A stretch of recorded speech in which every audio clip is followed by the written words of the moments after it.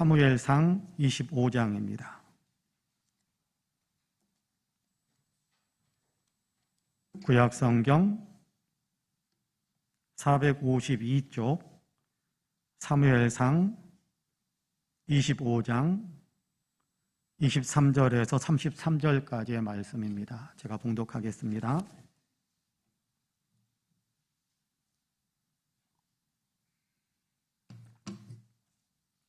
제가 봉독합니다.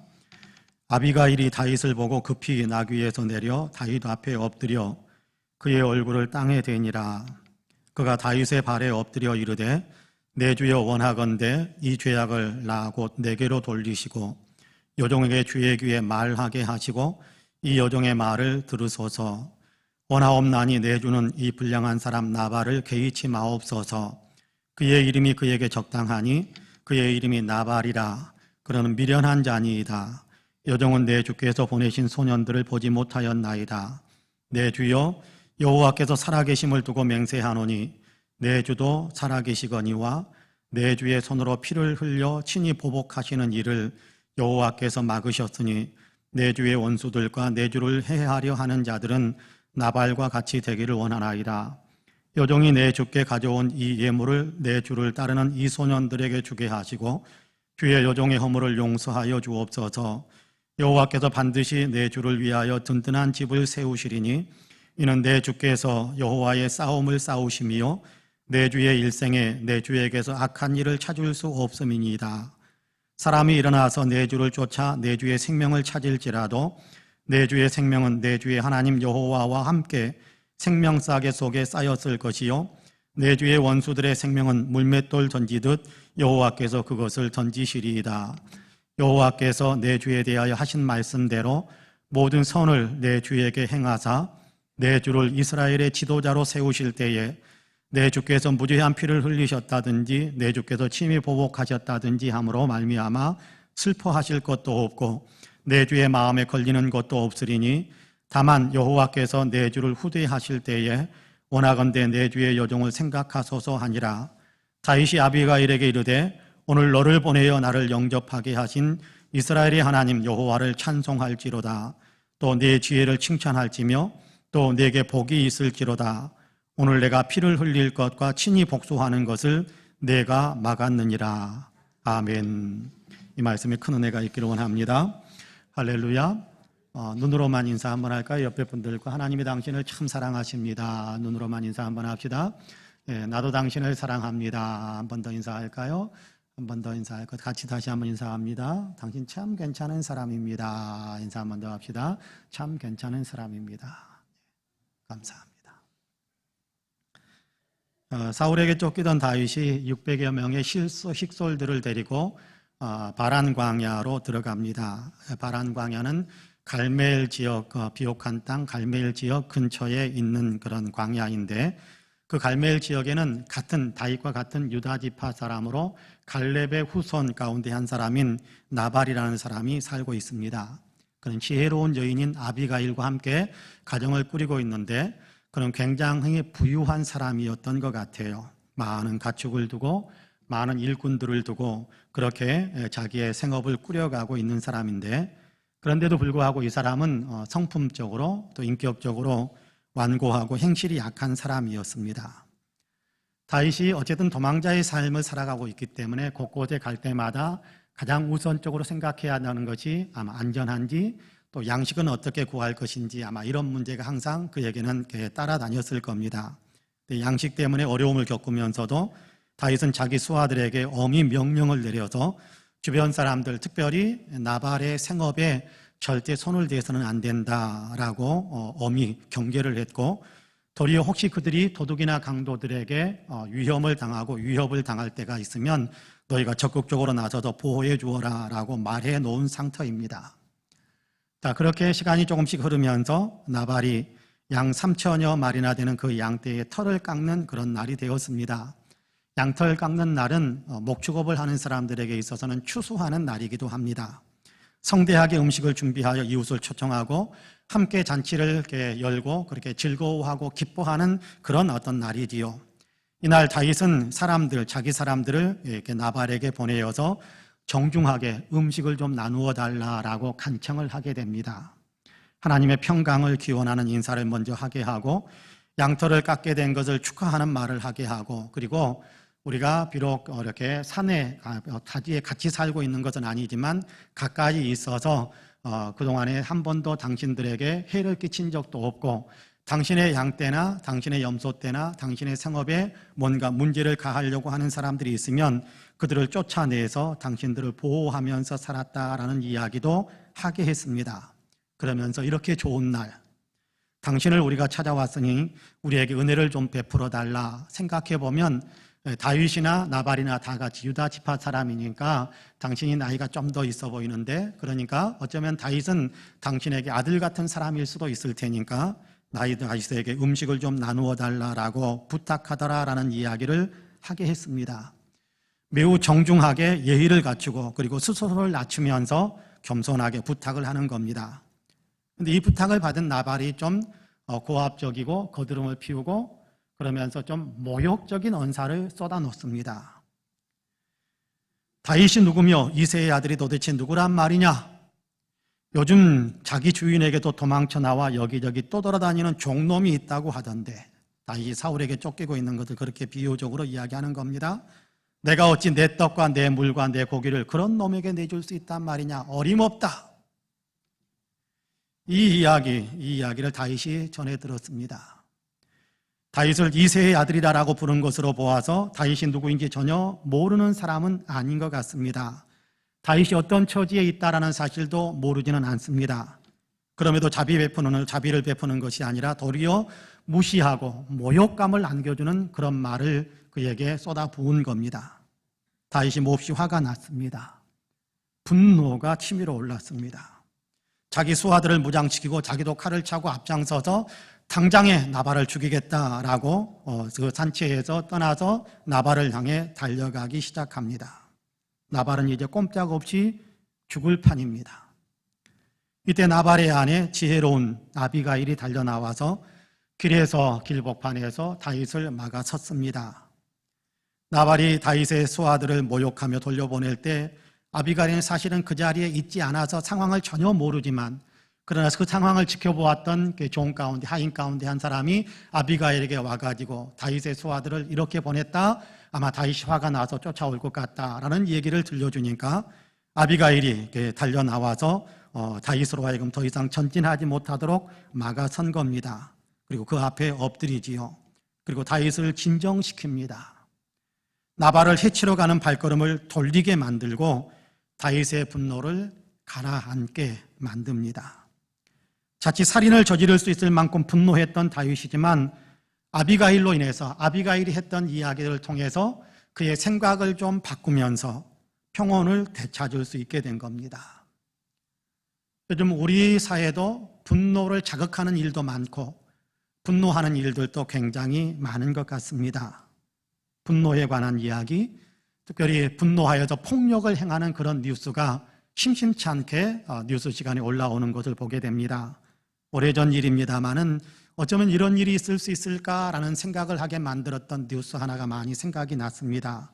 시골길에서, 비포장의 시골길을 해서 두 사람이 이렇게 사냥을 가기 위해서 차를 타고 가는데 날씨가 좀 따뜻한 때라서 창문을 열고 가는데 아마 젊은 부부가 앞질러 가면서 좀 고급차를 타고 앞질러 가면서 앞질러 가다 보면 비포장 도로니까 먼지가 좀 나지 않겠어요?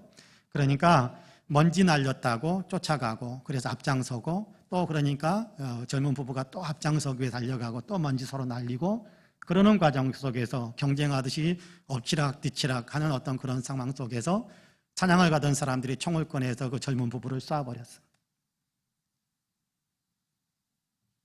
그런가 하면 아이가 잠을 안 잔다고 부모가 분노해서 아이를 심하게 때렸다라는 뉴스도 우리는 종종 듣습니다. 심지어는 3살짜리 아이가 보채고 울면서 말을 안 듣는다고 부모가 분노해서 죽도록 때렸다라는 뉴스도 우리는 듣습니다. 분노를 조절하지 못해서 그런 것입니다. 우리가 제3자의 입장에서 가만히 살펴보면, 객관적인 내용으로 살펴보면 자동차 앞서거니 뒤서거니 누가 좀 앞장서면 어떻습니까? 그런 생각이 들 수도 있을 것이고, 설령 앞서거니 뒤서거니 경쟁하듯이 그렇게 달린다고 할지라도 누가 좀 앞장서면 어떻습니까? 그런 생각이 들 수도 있을 것이고, 설령 앞서거니 뒤서거니 경쟁하듯이 그렇게 달린다고 할지라도 누가 좀 앞장서면 어떻습니까? 그런 생각이 들 수도 있을 것이고, 설령 앞서거니 뒤서거니 경쟁하듯이 그렇게 달린다고 할지라도 총을 쏠 일은 아니잖아요. 아이가 좀 이렇게 운다고 해서 죽도록 때려야 될 일일까요? 그렇지 않잖아요. 죽도록 때릴 일은 아니잖아요. 그런데도 순간적인 감정을 주체하지 못해서 분노를 터뜨림으로 인하여 분노를 다스리지 못해서 다른 사람에게 심각한 해를 끼쳤고 자기의 인생도 완전히 망가뜨리는 그런 결과를 만들고 있는 겁니다. 만약 분노를 다스리지 못한다면 우리 역시도 동일한 일을 저지르지 말라라는 법은 없을 것입니다. 다윗은 분노에 사로잡혔지만 아비가일의 도움으로 자기의 생각을 바꾸게 됩니다. 그래서 분노를 다스릴 수 있게 되지요. 그래서 폭력을 행하지 않을 수 있었고 나중에 후회할 만한 짓을 하지 않을 수 있게 된 것입니다. 우리도 역시 분노를 다스려야 될 겁니다. 우리 역시도 우리 주변에서 분노를 자극하는, 감정을 자극하는 일들을 많이 경험하게 되기 때문입니다. 그런가 하면 우리는 옆에 있는 사람의 분노를 다스려줄 수 있는 사람이 또한 되어야 할 것입니다. 사소한 일에도 사람들이 격해가지고 폭발하는 일들이 많이 일어나기 때문에 그렇습니다. 분노가 불처럼 끓어오르더라도 생각을 바꿈으로 분노를 다스릴 수 있어야 한다는 겁니다. 오늘 본문은 이미 분노에 휩쓸린 다윗이었지만 그럼에도 생각을 바꿈으로 오히려 분노를 다스리게 되었다는 사실을 우리가 알 수 있게 되는데요. 생각을 바꾸면 상황이 다르게 보이게 되고 다르게 보이면 다르게 느끼게 되고 다르게 느끼면 그러면 분노를 폭발하지 않을 수 있게 됩니다. 다르게 반응할 수 있게 된다는 것입니다. 그렇게 분노를 좀 가라앉힐 수 있어야 되겠다는 겁니다. 이제 다윗이 어떤 생각으로 분노를 다스렸는지, 다윗에게 어떤 생각이 들어가니까 분노가 다스려졌는지를 함께 살펴보려고 합니다. 그래서 우리도 이 생각을 늘 훈련함으로 인하여서 우리의 어떤 생활 속에서 분노하게 만드는 상황에 내몰린다고 할지라도 늘 이 품게 되는, 다윗이 품었던 생각들을 우리가 늘 생각하는 훈련을 함으로 분노하게 만드는 상황 속에서도 분노를 다스릴 수 있게 되는, 다른 사람이 분노하려고 할 때도 그 사람에게 우리가 조언을 해서 분노를 통제해 줄 수 있는, 다스릴 수 있는 그런 어떤 삶을 살아야 할 텐데요. 바라기는 말씀을 나누는 이 시간에 우리가 바로 분노를 다스릴 수 있는 사람으로 우리의 생각들을 훈련시키고 또 그런 인격의 사람으로 새로워질 수 있게 되기를 주님의 이름으로 간절히 축복합니다. 첫째는 사람을 이해하려는 생각을 훈련하는 겁니다. 사람을 이해하려고 하는 생각을 우리가 많이 하는 겁니다. 특별히 나의 분노를 유발시키는 사람에 대해서 이해하려고 하는 거지요. 아비가일은 다윗을 분노하게 만드는 나발이 어떤 사람인지 좀 생각 좀 해보세요. 그런 의미의 이야기를 합니다. 나발은 나발이잖아요. 나발이 어떤 사람인지 생각해 보시기 바랍니다. 나발이 이런 사람이지 않습니까? 라고 이야기합니다. 본문 25절 말씀인데요. 여러분 같이 한번 읽어보겠습니다. 25절 같이 읽습니다. 시작. 원하옵나니 내 주는 이 불량한 사람 나발을 개의치 마옵소서. 그의 이름이 그에게 적당하니 그의 이름이 나발이라. 그는 미련한 자니이다. 여종은 내 주께서 보내신 소년들을 보지 못하였나이다. 아멘. 다윗을 만난 아비가일이 나발 때문에 분노하고 있는 다윗을 향해서 나발은 나발이지 않습니까? 그렇게 이야기합니다. 나발이라는 얘기는 어리석다라는, 미련하다라는 그런 의미인데 나발은 미련하고 어리석은 사람 아닙니까? 라고 이야기하는 겁니다. 다윗 장군이시요, 장군께서는 지금 나의 몹쓸 남편 나발 때문에 화가 나셨다는 것을 제가 알고 있습니다. 하지만 나발에 대해서는 조금 더 신경 쓰지 않았으면 좋겠습니다. 나발 때문에 마음에 개의케 이런저런 생각들을 품지 않았으면 좋겠습니다. 라고 이야기하는 겁니다. 나발은 불량한 사람이거든요. 이름도 나발이지 않습니까? 나발, 그 이름대로 정말 어리석은 사람입니다. 미련하고 불량한 사람입니다. 그러니까 그런 행동, 그런 말을 하는 것이거든요. 그러니까 이런 사람 때문에 장군께서는 분노하실 필요가 없습니다. 그 사람은 그런 사람이니까 그렇게 넘어가 달라고 이야기하는 겁니다. 상대할 만한 사람이 아니라는 것이지요. 그런 사람 때문에 화내고 그런 사람 때문에 더불어 싸운다면 똑같은 사람 되는 것이니까 그런 사람은 그런 사람이려니 하고 그렇게 넘어갑시다라고 이야기하는 겁니다. 나발은 못된 사람, 어리석고 예의도 없고 사람 같지도 않은 자이니까 그런 사람이려니 하고 그렇게 넘겨주시라라는 겁니다. 잠언 26장 4절에서는 이런 말씀을 우리에게 들려줍니다. 미련한 자의 어리석은 것을 따라 대답하지 말라. 두렵건대 너도 그와 같을까 하노라. 미련한 사람이 미련한 말을 하는데 내가 그 미련한 말 붙들고 이러니 저러니라고 하면 같이 싸우면 똑같은 사람이라는 거예요. 그러니까 미련한 사람이 미련한 말 하면 그러려니 하고 넘어가야 된다는 겁니다. 어리석은 사람이 거는 시비에 휘말리지 말고 그런 사람이려니 하고 그렇게 마음의 평정심을 유지하라는 거죠. 생각을 그렇게 바꾸라는 겁니다. 어리석은 사람이야 당연히 어리석은 말을 하고 어리석은 행동을 하는 것이 그들에게는 정상이지 않습니까? 그냥 그런 사람이려니 하고 넘어가자는 거예요. 여러분, 악인은 악이니까 보채고 우는 겁니다. 어른들이 보채고 웁니까? 악이니까 보채고 우는 겁니다. 그러니까 악이니까 보채고 울고, 그렇죠? 2살, 3살짜리가 뭘 알겠어요? 그러니까 악이니까 보채고 울 때 악이니까 그렇게 우는구나 라고 그렇게 이해하면서 받아들이자라는 겁니다. 그런 상황, 그런 처지니까요. 스티븐 코비가 그의 책 성공하는 사람들의 7가지 법칙에서 들려준 이야기를 다시 들려드리고 싶습니다. 지하철을 탔는데 다음 역에도 중년 남성과 아이들 몇 명이 같이 탔습니다. 그런데 아이들이 지하철에 타자마자 소리를 지르기도 하고 지하철 칸 이쪽에서 저쪽 칸, 이쪽 끝에서 저쪽 끝까지 그냥 뛰어다니기도 하고 물건을 집어 던지기도 하고 심지어는 조용히 앉아서 신문을 보고 있는 어른들이 신문을 툭툭 치거나 그냥 움켜쥐기도 하고 그러면서 난동을 부리는 겁니다. 조용하고 평화로웠던 지하철 안의 분위기는 순식간에 엉망이 되어버렸어요. 깨져버렸습니다. 화가 난 코비가 중년 남성에게 선생님, 아이들을 저렇게 많은 손님들을 불편하게 만들고 많은 손님들을 화나게 만드는데 좀 조용하게 만들어야 되지 않겠습니까? 라고 이야기합니다. 그러자 그 남자가 정신을 차리듯이 당신 말이 맞군요. 근데 난 지금 뭘 어떻게 해야 될지 모르겠습니다. 우리는 지금 방금 병원에서 오른 길인데 1시간 전에 저 아이들의 엄마가 죽었습니다. 저도 지금 이 상황을 어떻게 받아들여야 될지 모르겠는데 저 아이들도 지금 어떻게 받아들여야 될지 몰라서 저러는 것 같습니다. 어떻게 해야 될지 모르겠습니다. 그 말을 듣는 순간 코비는 모든 것이 다르게 보이기 시작했답니다. 상황을 다르게 보니까 느끼는 것도 전혀 달랐답니다. 짜증나고 화내는 것은 순식간에 사라져버리고 대신에 아이들에 대해서 그리고 중년 남성에 대해서 안타깝고 측은한 마음만 가득해지더라는 것입니다. 다윗도 아비가일의 말을 들으면서 생각이 바꾸었습니다. 나발은 나발이니까. 그는 악하고 또 그는 좀 이렇게 몰염치하고 그는 무자비한 사람이니까 어리석은 사람이니까 그렇게 나를 거부하고 그렇게 나에게 모욕감을 안겨주는 그런 말을 했구나. 그는 그런 사람이니까 그런 열매가 튀어나온 거야 라는 생각을 하게 된 거지요. 생각을 바꾸니까 그 사람 때문에 침으로 오르는 분노의 불이 꺼지기 시작한 겁니다. 여러분, 예수님을 한번 생각해 보십시오. 겟세마네 동산에서 제자들에게 깨어 기도하라고 하셨습니다. 내가 힘들다, 내가 너무 고민이 되어서 죽을 것 같으니까 너희는 여기서 깨어서 기도하면서 나를 좀 도와라, 그렇게 이야기했는데 예수님은 피땀을 쏟으면서 기도할 때 제자들은 쿨쿨 잤습니다. 화날만 하잖아요. 기도로 나를 도우라고 그랬는데 기도는 안 하고 잠을 자고 있으니까 화날만 하잖아요. 예수님은 제자들의 처지를 알았어요. 그래서 화를 내시는 것이 아니라 그렇게 말씀합니다. 마음은 원할 텐데 너희가 육신적으로 너무 약해가지고 그러는가 보구나. 그렇게 예수님께서 그들을 위로하고 격려하셨던 것을 우리는 잘 알고 있습니다. 우리에게도, 예수 믿는 우리에게도 이런 마음이 필요한 겁니다. 나를 자극하는 사람이 있을지라도 이 사람이 어떤 사람인지를 먼저 생각하는 겁니다. 무조건 화부터 내는 것이 아니지요.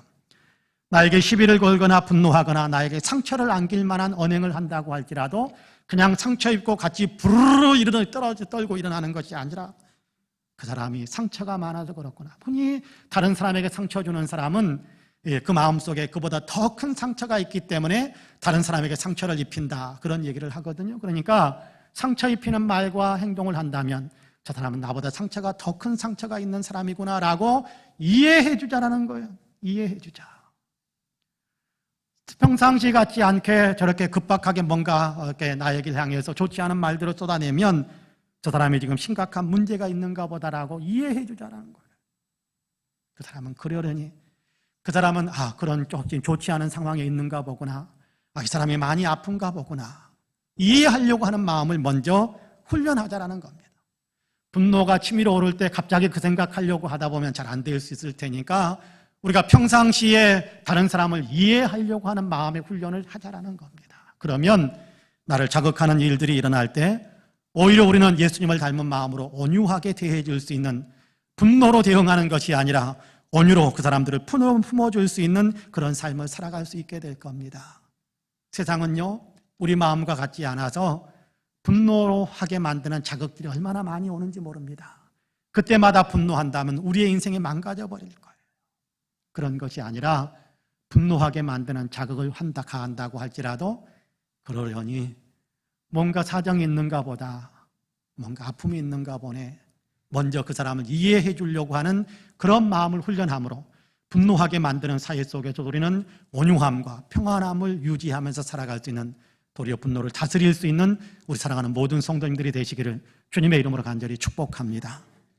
둘째로 나의 본분을 생각하는 겁니다. 나의 정체성을 생각하는 거지요. 나는 누구며 나는 어떤 삶을 살아야 하는 사람인가를 늘 생각하는 거, 훈련하는 거예요.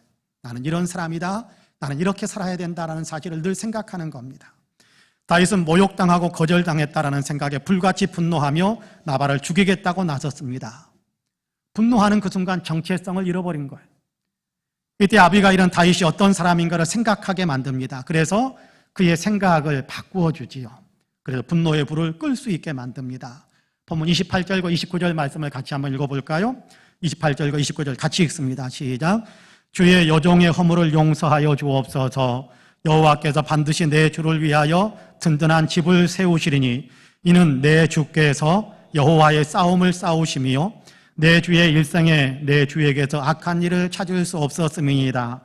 사람이 일어나서 내 주를 쫓아 내 주의 생명을 찾을지라도 내 주의 생명은 내 주의 하나님 여호와와 함께 생명싸개 속에 쌓였을 것이요 내 주의 원수들의 생명은 물매로 던지듯 여호와께서 그것을 던지시리이다. 할렐루야. 아비가일은 다윗을 가리켜서 뭐라고 이야기하느냐 하면 당신은 여호와의 싸움을 싸우는 사람입니다, 그렇게 이야기합니다. 그리고 그 부수적으로 여러 가지 이야기들을 같이 하고 있는데요, 여호와의 싸움을 싸우는 사람이다라는 말은 하나님을 위해서 싸우고 하나님께서 지시하시는 싸움을 싸우는 사람이다라는 의미입니다. 하나님께서 맡기신 하나님의 싸움은, 성경에 보면 여호와의 전쟁, 여호와의 싸움은 하나님의 백성들을 보호하기 위한 싸움입니다. 정복전쟁이 아니고 하나님께서 자기 백성을 보호하기 위해서 하나님이 싸우신다라는 것을 이야기할 때 여호와의 전쟁, 여호와의 싸움 그렇게 표현하기도 하는데, 하나님께서 맡기신 하나님의 백성들을 보호하기 위해서 싸우는 그런 용사로 다윗 당신을 장군으로 세우셨지 않습니까? 라고 이야기하는 거예요.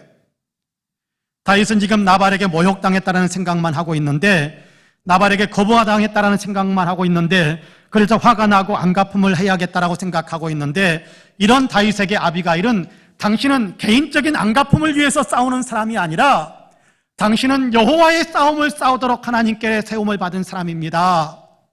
하나님의 백성들을 보호하라고, 하나님의 백성들을 위해서 싸우는 사람으로 당신은 세움을 받은 사람입니다 라고 이야기하는 겁니다. 여호와의 싸움을 싸우는 용사다워져야 한다, 그 마음으로 그렇게 삶을 살아야 된다라고 이야기하는 거지요. 분노 때문에 잃어버렸던 자기 정체성을 다시 회복하도록 그의 생각의 문을 이렇게 자기 정체성 쪽으로 열어주고 있는 겁니다. 생각이 바뀌면 행동도 달라지게 되거든요. 그렇습니다. 우리 역시도 마찬가지입니다. 우리도 우리의 정체성을 분명하게 늘 마음에 새기면서 그것을 늘 생각해 보면서 어떠한 상황 속에서도 이 정체성에 대한 생각을 잊지 말아야 할 텐데요, 우리는 누구입니까? 예수 믿는 사람이잖아요. 그리스도인이잖아요. 예수 믿는 사람, 예수님의 사랑을 받고 예수님의 구원의 은혜를 받고 예수님의 제자가 되어져서 예수님을 닮아가는 삶을 살아야 되는 것이 우리의 삶이지 않습니까? 예수님을 따르고 예수님께 순종해야 되는 사람이지요. 상황이나 감정에 따라서 이렇게 저렇게 끌려다니는 사람이 아니라 상황과 장극이 우리에게 어떻게 밀려든다고 할지라도 나는 누구인지, 나는 어떤 일을 해야 되는 사람인지, 나는 예수 믿는 사람이기 때문에 예수님처럼 살아야 된다는 그런 분명한 생각을 항상 품고 있어야 된다는 겁니다. 심리상담학자들의 이야기에 의하면 분노하게 만드는 자극이 밀려왔을 때 그것을 인지하고 그것을 폭발하는 데까지는 약 20초 정도 시간이 이렇게 걸린다고 그럽니다. 그래서 상담 심리학자들은 그런 얘기를 많이 하지요. 분노하려고 뭔가 치밀어 오를 때면 그때 이제 한 20초 정도 여유를 가질 수 있게 되니까 그 시간 동안에 뭘 하라고 그러냐. 하나, 둘, 셋, 넷, 10까지만 세보라고 그럽니다. 그러면 분노가 많이 가라앉을 거다. 그런 얘기를 합니다. 화가 나고 바로 폭발할 것 같은데 아니요.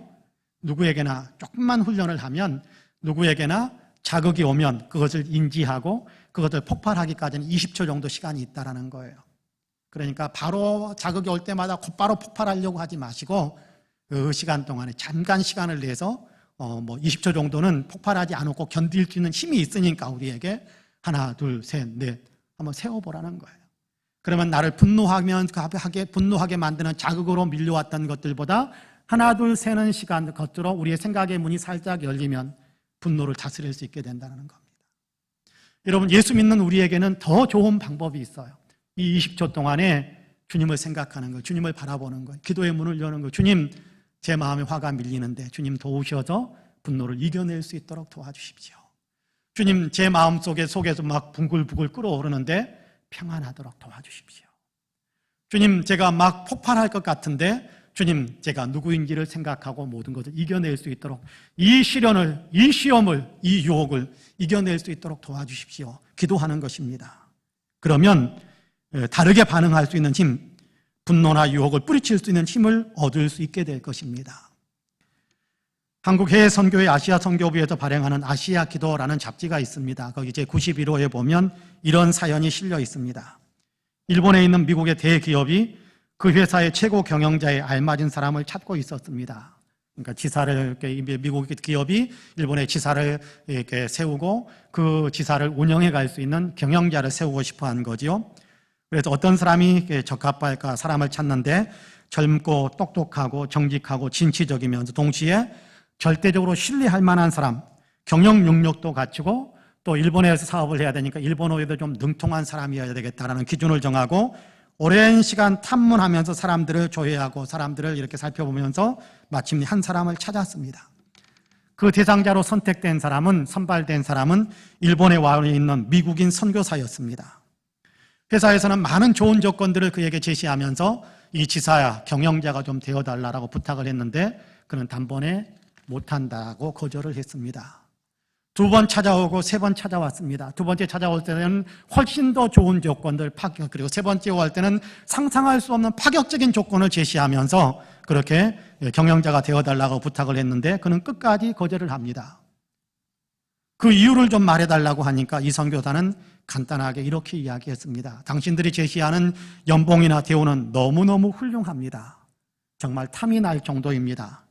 그러나 지금 내가 하고 있는 이 일이 당신 회사의 경영자로서 해야 될 일들에 비하면 훨씬 더 보람되고 훨씬 더 의미 있고 훨씬 더 귀한 일이기 때문에 나는 이 일을 포기할 수 없습니다. 라고 대답했다고 합니다. 나는 이 일을 위해서 주님께 부름을 받았고 세움을 받은 선교사다라는 사실을 고백하는 겁니다. 영혼을 구원하는 일을 위해서 세움받는 사람이다라는 소명의식이 있는 거지요. 이 생각이 그의 마음에 가득 차 있었던 겁니다. 그러니까 다른 생각이 들어올 수가 없는 거예요. 여러분, 회사의 경영자 탐나지 않겠어요? 탐욕이 들어올 틈이 없는 겁니다. 많은 재물을 얻을 수 있게 될 텐데 재물욕이 들어올 틈을 주지 않는 겁니다. 많은 권세를 누릴 수 있게 될 텐데 권세가 들어올 수 있는 권세에 대한 욕심이 들어갈 틈을 주지 않는 겁니다. 뭘로요? 생각을 주님께로부터 나는 이 일을 위해서 부름받았다라는 내 자신에 대한 정체성, 내 자신의 본분, 나는 복음을 전하면서 영혼을 구원해야 된다라는 이 사실이, 이 마음을 늘 품고 있으니까 다른 욕망의 마음이 들어오질 못하게 되는 것, 들어오더라도 금방 쫓겨나고 만다라는 것입니다. 우리도 스스로 예수 믿는 사람, 예수님처럼 살아가야 될 사람이다라는 생각을 마음속에 늘 굳게 새겨야 되는 겁니다. 그래야 유혹에 흔들릴 수 있을 것이고 그래야 분노로 자극하는 분노 사회 속에서도 평정심과 평안함을 누리면서 살아갈 수 있게 될 것입니다. 도리어 그리스도의 사랑을 나타내면서 살 수 있는 힘을 발휘할 수 있게 될 것입니다. 여러분 한번 생각해 보세요. 서두에서 이야기했는데 아이가 우니까 아이를 죽도록 때렸대요. 화나가 나서. 만약 이 사람에게 나는 아이의 아빠다, 나는 아이의 엄마다, 내가 이 아이를 양육해야 된다라는 그런 분명한 어떤 자기의 정체성을 분명하게 새기고 있었다고 한다면, 우는 아이니까 내가 화가 나네, 그래서 내가 죽도록 때려야겠다, 그런 반응을 할 수 있을까요? 못할 겁니다. 아니, 안 할 겁니다. 아이가 우네, 내가 돌보아줘야 될, 나는 엄마인데, 나는 아빠인데, 이 아이가 어디가 불편한가 보네, 편안하게 만들어줘야겠다, 그래도 오네, 달래줘야 되겠다. 아마 반응이 그렇게 나올 겁니다. 내가 누구인지, 내가 무엇을 하는 사람인지, 무엇을 하면서 살아야 되는 사람인지를 우리가 늘 마음속에 새기는 겁니다. 그렇게 훈련해 가는 겁니다. 그럴 때 분노의 자극이 밀려온다고 할지라도 그 생각으로 분노하게 만드는 모든 것들을 밀어내고 우리는 평정심과 평안함을 유지할 수 있게 되는 것입니다. 그렇습니다. 화를 부추긴다고 다 분노할 수 있는, 분노하는 것만은 아닙니다. 똑같이 화에 화가 나도록 부추김을 받더라도요, 어떤 사람은 막 불같이 분노하지만 어떤 사람은 평안하게 평정심을 유지합니다. 이유가 뭐겠습니까? 하나입니다. 내가 누구인지를 생각하는 겁니다. 나는 어떻게 이 순간에 반응을 해야 되는 사람인지를 생각하는 겁니다. 우리도 그 생각을 갖는 겁니다. 다윗이 그랬던 것처럼, 아비가일의 도움을 받아서 다윗의 생각을 바꾼 것처럼 우리 자신도 내가 그리스도인이다, 예수 믿는 사람이다, 예수님처럼 살아야 되는 사람이다, 나는 예수 믿는 사람이다, 예수님의 사랑을 받은 사람이다, 나는 예수님처럼 그렇게 옆에 있는 사람을 도리어 사랑하면서 살아야 될 사람이다, 이 사실을 한 번 더 마음에 새긴다면 우리는 분노를 다스릴 수 있게 될 겁니다. 이렇게 분노를 다스리면서 살아가는 사람에게 주님께서는 예비하신 놀라운 복들을 부어주실 거거든요. 그런 의미에서 저와 여러분은 분노를 다스리면서 살아갈 수 있게 되기를 주님의 이름으로 간절히 축복합니다. 마지막으로 내일을 생각하시는 겁니다. 지금 순간만 생각하는 것이 아니라 다음을 생각하고 내일을 생각하는 겁니다. 분노가 치밀 때, 화가 나니까 당장 지금 순간만 충실해가지고 폭발하는 것이 아니라 이렇게 폭발하고 나면 그 다음엔 어떻게 될까? 우리는 학습된 내용들이 많습니다. 예전에 우리는 분노를 폭발했다가 낭패를 당하고 그 다음에 굉장히 부끄러워지고 후회를 너무 많이 했던 그런 일들이 많이 있을 겁니다. 그것들을 한 번 더 생각하자라는 거예요. 그래서 지금 이 순간에 나를 화나게 만드는 일이 일어난다고 할지라도 즉각적으로 화를 내는 것이 아니라, 그래, 내가 여기서 화를 내면 이 다음에 내 인생은 이렇게 꼬일 수 있고 내 인생은 더 후회 막심해질 수 있을 거야 라는 것을 생각하면서 분노를 이렇게 잠잠하게 만드는 그런 생각을 하자라는 겁니다. 지금 화난 것만 생각하지 말고 지금의 행동이 내일 어떻게 내게 부메랑이 되어 날아 들어올 것인가를 생각해 보자는 거예요. 다윗은 지금 그렇게 하고 있습니다. 본문 30절과 31절 말씀을 같이 한번 읽어볼까요? 30절과 31절 같이 읽습니다. 시작. 여호와께서 내 주에 대하여 하신 말씀대로 모든 선을 내 주에게 행하사 내 주를 이스라엘의 지도자로 세우실 때에 내 주께서 무지한 피를 흘리셨다든지 내 주께서 친히 보복하셨다든지 함으로 말미암아 슬퍼하실 것도 없고 내 주의 마음에 걸리는 것도 없으시리니 다만 여호와께서 내 주를 후대하실 때에 원하건대 내 주의 여종을 생각하소서 하니라. 할렐루야. 아비가일이 다윗에게 하는 말입니다. 여기 내 주라는 말은 다윗을 향해서 아비가일이 사용하는 칭호일 뿐입니다. 하나님이 아닙니다. 다윗을 향해서 하는 말입니다. 하나님께서 사무엘을 통해서 다윗에게 왕으로 기름 부음을 주셨죠. 왕이 될 것입니다. 하나님은 신실하신 분이기 때문에 반드시 다윗은 왕이 될 겁니다. 그런데 그 왕이 되었을 때에 지금 하려고 했던 그 일들을 행해버린다면, 이 일을 왕이 되었을 때 이 일에 대해서 당신은 어떻게 생각하겠고 백성들은 어떻게 생각하게 될 것인지를 생각해 보자라는 겁니다. 비록 나발이 다윗의 청을 거역하고 거부하고 모욕을 안겨주었지만 그렇다고 해서 죽여야 될 죄를 지은 것은 아니잖아요. 마음이 사약하고 또 이렇게 자비심이 없어서 곡식을 안 나눠주고 또 패역한 마음이 있어서 상대방의 도리어 모욕감을 안겨주었지만 그것이 곧 그 사람을 죽여야 되는 죄가 되는 것은 아니잖아요. 그런데 다윗이 나발을 죽인다면 죄 없는 자를 죽인 것이 될 것입니다. 더군다나 하나님께서는 원수 갚는 것은 하나님의 일이다라고 이야기했고 사람들이 원수 갚아서는 안 된다고 했는데 다윗이 나가서 나발을 죽인다면 그러면 다윗은 하나님의 명령을 거역하고 원수 갚는 일, 보복하는 일을 자행한 사람이 되는 것입니다. 왕이 되어서도 그 딱지는 그 꼬리표는 떨어지지 않게 될 거예요. 그러면 두고두고 후회하지 않겠습니까? 백성들 앞에서 여러분 온유하게 대해야 되는 말을 못할 거예요. 백성들 앞에서 뭔가 원통한 일이 있어서 이랬습니다 라고 이야기할 때 잘못됐다라고 이야기할 수가 없을 거예요. 왜냐하면 그렇게 이야기했다가는 당신도 그랬잖아요 그럴 테니까요. 당신도 원수 갚았잖아요. 당신도 죄 없는 사람 죽였잖아요. 그 꼬리표가 평생 따라다니지 않겠습니까? 후회 막심해질 것입니다. 그러므로 나중에 후회하지 말고 지금 복수하려고 하는, 보복하려고 하는 분노의 마음을 풀라라고 아비가일은 그의 생각을 바꾸어주고 있는 겁니다. 그렇습니다. 지금만 생각하는 것은 어리석은 일입니다. 지금 기분 내키는 대로 다 해버리는 것은 정말 미련한 것입니다. 오늘만이 아니라 내일도 생각하는 것입니다. 지금의 분노만 생각하는 것이 아니라 지금의 분노하는 행동을 그대로 다 해버리면 나중에 내가 후회하게 될 것이다라는 사실도 생각하는 것입니다. 그러면 분노로 인해 행하려고 했던 맹렬하게 타올랐던 어떤 그 분노의 불길도 사그라들게 될 것이고 분노로 인해서 행하려고 했던 일들도 제어할 수 있게 될 것입니다. 어느 가정에서 부부싸움이 났다고 합니다. 남편은 약을 좀 올리고 아내는 점점 끓어오르고 활활 타오르고 정말 그런데 완력으로 어떻게 남편을 이겨낼 수가 없으니까 어떻게 해볼 수가 없고 활활 타오르니까 주체할 수 없는 분노가 막 치밀어 올랐습니다. 그래서 홧김에 남편에게 뭔가 좀 집어 던지려고 옆에 있는 걸 확 들었습니다. 던지려고 봤더니 감각이 이상했습니다. 쳐다봤더니 고가의 도자기입니다. 아주 비싼 도자기입니다. 던졌다가는 깨질 것이고 깨지면 집안에 엄청난 재물적인 손상을 가져올 것이다라는 사실이 생각이 나는 거예요. 틀림없이 후회할 것이라는 것을 생각하는 거예요. 그렇다고 해서 들었다가 그냥 그 자리에 놓기에는 뭔가 좀 자존심이 상하고 민망하니까 남편 쪽을 한참 쳐다보더니 도자기를 바닥에다 놓고 떼구르르 굴렸다고 합니다. 떼구르르 굴렸다고 합니다. 그러니까 남편이 도자기가 날아올 거라고 생각하고 잔뜩 긴장하고 있다가 아내가 던지는 것이 아니라 깨지지 않도록 떼구르르 굴리는 어떤 그 모습을 보고 배꼽을 잡고 웃었답니다.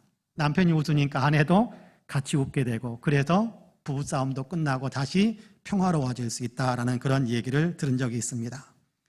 생각을 바꾼 결과입니다. 후회하는 행동을 하지 않기 위해서 생각을 바꾼 거지요. 그랬더니 분노가 잠재워질 수 있었습니다. 화가 난다며 그냥 그대로 표출했더라면 틀림없이 후회에 막심해졌을 것이고 남편과의 관계는 더 악화되었을 것입니다. 그런데 분노가 치미는 순간에 후회할 일을 하지 않겠다라고 생각함으로 분노를 가라앉히게 되었고 그래서 같이 웃으면서 도리어 더 큰 평화로 아마 이것이 두 사람에게는 추억이 되어져서 순간순간마다 이 일을 이야기하면 더 많이 웃음꽃을 피울 수 있는 그런 그런 게 소스가 되었을 거라고 생각합니다. 여러분 골로새서 3장 8절에서 주님은 이제 여러분은 그 모든 것, 곧 분노와 격분과 악의와 해방과 여러분의 입에서 나오는 부끄러운 말을 버리셔야 합니다라고 말씀하십니다. 버려야 할 것들, 우리에게 있는 것들 가운데서 버려야 할 것들에 대한 목록을 이야기할 때 분노와 격분에 대한 얘기를 앞장서서 이야기해주고 있습니다. 왜 버리라고 할 수 있겠습니까? 버려야 될 것이니까요. 왜 버리라고 말씀하시는 걸까요? 버릴 수 있는 것이니까요. 분노가 치밀면 우리가 걷잡을 수 없다고요? 아니라는 겁니다. 분노를 통제할 수 있답니다. 격분해서 뭔가 악한 행동을 하려고 할 때 다른 사람에 의해서 자극이 되어서 격분할 때 그럴 때 더 이상 통제할 수 없다고요? 아니요. 성령 안에서 예수 안에서 통제할 수 있답니다. 그렇기 때문에 그러므로 여러분 분노도 버리고 격분도 좀 버리셔야 됩니다라고 이야기하는 겁니다. 할 수 없는 것을 하라고 하는 것이 아니라 주님은 할 수 있는 것을 하라고 하는 거예요. 분노를 좀 버려라. 격분하는 삶을 좀 버려라. 생각을 바꾸면 버릴 수 있다. 생각하면 분노도 다스릴 수 있다. 생각을 좀 바꿔라 라고 이야기하는 겁니다. 사랑하는 성도 여러분, 잠언 19장 11절에서는 노하기를 더디하는 것이 사람의 슬기요 허물을 용서하는 것이 자기의 영광이라고 합니다. 노하다라는 것과 노하지 말아야 된다라는 얘기를 하면서 허물을 용서한다라는 말을 같이 병행법으로 사용하는 거예요. 노하기 위해서는 분노하지 않기 위해서는 좀 용서할 줄 아는 그런 사람이야. 뭔가 사정이 있을 거야. 그럴 수도 있지. 그렇게 우리의 생각을 품게 되면 분노하는 것을 더디게 할 수 있다라는 겁니다. 잠언 16장 32절에서는 노하기를 더디하는 자는 용사보다 낫고 자기 마음을 다스리는 자는 성을 빼앗는 자보다 낫다, 그렇게 이야기합니다. 이런 사람을 하나님께서 위대하게 사용하지 않겠습니까? 성을 빼앗는 사람보다 용사보다 더 위대한 사람이라고 하니 하나님께서 이런 사람을 더 아름답게, 더 귀하게, 더 고귀하게 사용하지 않겠습니까? 오늘 우리는 급격한 분노 앞에서 생각을 달리함으로 분노를 다스리는 다윗을 보았습니다. 그는 분노를 통제함으로 인하여서 나중에 하나님 앞에 하나님의 마음이 합한 자라는 칭찬을 듣게 되고 백성들에게서는 이스라엘 역사 가운데 최고의 성군이다라는 그런 칭송을 받는 사람이 되지 않습니까? 만약 그가 분노를 다스리지 못했다면 그는 결코 그런 칭송을 들을 수 없었을 겁니다. 도리어 그는 죄 없는 사람을 죽인 살인자, 복수심에 불타서 하나님께서 금하신 원수가 없는 일을 친히 해버린 사람, 아마 그런 꼬리표를 달고 살았을 텐데 분노를 다스림으로 생각을 바꾸어서 그로 하여금 온유하고 사랑으로 대할 수 있는 그런 어떤 삶의 반응을 나타낼 수 있도록 그렇게 그의 삶을 새롭게 함으로 그는 하나님과 사람들 앞에 위대한 칭찬의 사람으로 설 수 있게 된 것입니다. 우리도 우리의 생각을 새롭게 하면 얼마든지 분노하려고 하는 마음들을 다스릴 수 있습니다. 순간의 감정이 얼마든지 휘둘리지 않고 다스릴 수 있다는 겁니다. 여러분, 분노는요, 상대방만 파괴하는 것이 아니라 내 인생도 똑같이 파괴시키는 것입니다. 그러므로 분노하는 것을 다스릴 수 있게 되기를 간절히 소망합니다. 다윗처럼 상대방을 이해하는 생각을 늘 연단하십시오. 우리의 상황 순간순간에 꼭 치밀어오지 않더라도 순간순간에 상대방을 이해해 주려고 하는 마음을 늘 우리 마음속에 품게 되기를 원합니다.